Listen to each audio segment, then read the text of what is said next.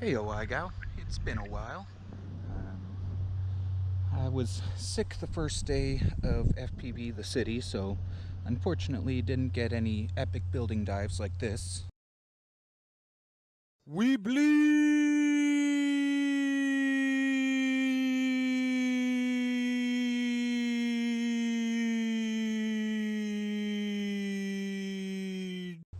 So we're back here to the old radio tower.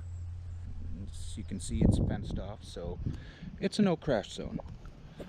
So I got Emax Nanohawk, mostly stock. As you can see, I've changed the camera and props. The Hummingbird V4.